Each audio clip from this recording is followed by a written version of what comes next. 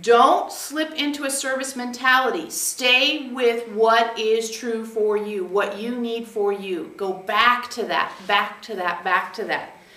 Because you want the practice this offers. You want that muscle to be toned. You want that skill set to be in play. You want it, you need it, and it's going to be more and more important. You're going to be the calm at the center of the storm if you create within yourself the ability to react in that way to stimulus. So use all opportunities that arise as an opportunity to be the calm at the center of the storm.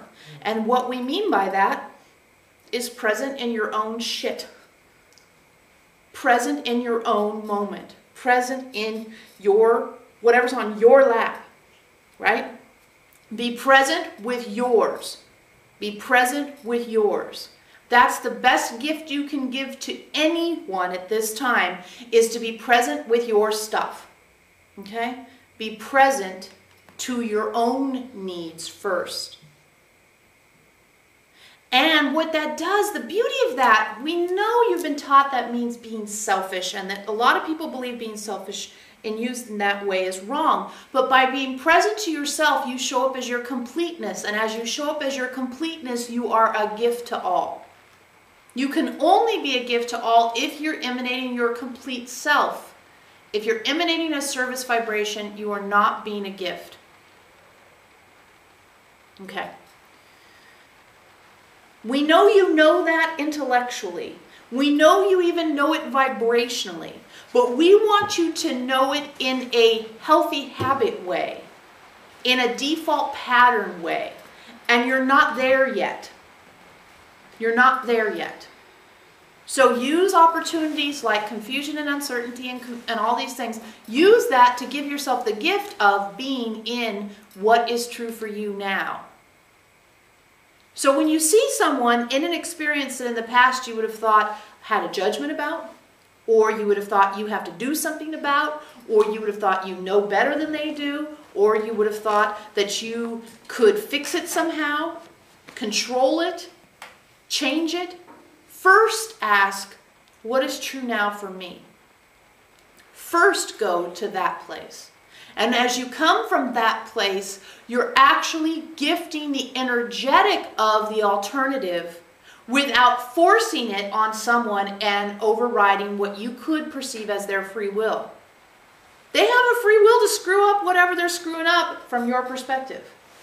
And you have the free will which you can align behind the wisdom you have and let that emanate to give them an energetic alternative so they can come to you and say, do you know how to do this? Because I'm stuck.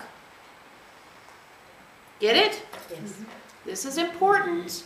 So that last bit, when the visionaries say this is important, we don't know how to put a larger exclamation point on something.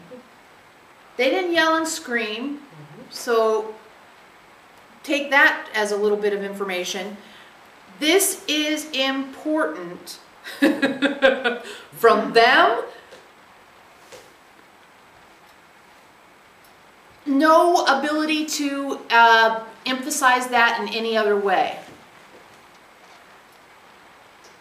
You have been taught to muck around in other people's energy fields. You've been taught to serve. You've been taught to reach out and fix. You've been taught that you came here with a purpose, and that purpose is to make a difference. You've been taught all this stuff. But the difference that you're here to make, the change you're here to facilitate, all of that is the change to emanation of your complete in-souled self. That's actually why you're here. And until you're actually emanating your complete in-souled self, you do not need to look around for any other job. Which is that every single person in your life is there by your choice. Every single person in your life is there by your choice. You casted them in your story. You hired them to perform with you. You empowered them to be present in your life.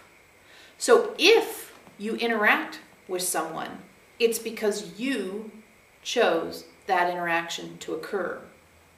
And if you decide not to have boundaries around that interaction, well, you chose that as well. And if you choose to get triggered by their reaction, well, there you go, another choice. If you choose to stay conscious in the interaction, there you are. If you choose to be habitual in the interaction, there you are. It's all about the fact that you are deciding what happens in your life. You're deciding who you allow in your life, and you're deciding what sort of experiences you're willing to have in your life. And we suspect that as you start to really look at things from that perspective, you will, one, feel more empowered, but two, you'll also understand the scope of being a creator. So if someone's driving down the freeway and they're driving in an awkward manner, saying, I chose for that person to drive in that way in my life. How do I want to experience this decision I made? Am I going to experience it from a fear place? Am I going to experience it from a consciousness place? Now, in the past, there's been discussion from Eloheim about how sometimes your soul would concoct situations for you to have certain learning experiences. Well, you're all moving along to in-soul your body, so now it's not necessarily that you can off the responsibility to your soul. It's a collaborative experience, so you may as well take full responsibility. You are making choices to insert experiences into your life. And as the creator who is inserting experiences into your life, you get to decide how you interact, not react, but how you interact with the creations you've made. See, when you start dictating your reaction, it's as though something happened to you. Well, it's impossible for anything to happen to you when we're talking on this level of creatorship. On this level of creatorship, everything happens because you chose for it to happen. And of course, you'll hear people say, but what about the quote bad things? And the thing is, you can't have bad things at this level. If you're wondering why the bad things happen to you, then you need to reevaluate whether or not you want to live as a creator, or if you're still interested in exploring victim mentality. Now, if you want to go back to exploring victim mentality, you're absolutely entitled to, and we're not going to stop you. But if you're interested in exploring being a creator, and you're interested in pushing the 2012 timeline, and you're interested in ascending, and you're interested in becoming Homo Spiritus, and you're interested in ensouling the human form for the first time, then you have to take responsibility for everything that happens in your life on a much, much, much deeper level than you've ever been willing to before. And we imagine that if you start seeing every person in your life as though you hired them and put them on that stage to perform for you, and when you say they're performing a scene that I'm not interested in, I don't like it, it's not making my heart sing, it's not making me feel more connected to my soul, it's not bringing me bliss, then why are you keeping them on the payroll? Because you are keeping them on the payroll. It's your choice to keep them on the payroll. And you can say, oh, but I'm married to him, or I live with her, or I work for him. Okay. Choice, choice, choice.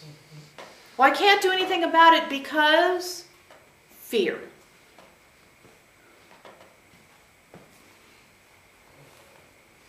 Choice, choice, choice. And then you find yourself in fear. Well, you know what to do when you find yourself in fear. What's really going on here? What's the truth here? What am I actually afraid of? Who's actually encountering this situation? Is it me or is it 5-year-old me? Etc., etc., etc.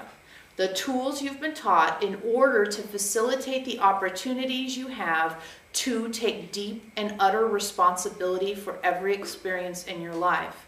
That gives you the pathway to Homo Spiritus. And the pathway to Homo Spiritus is also the pathway to bliss. Because bliss is a state with no opposite, which facilitates you experiencing the ensoulment and having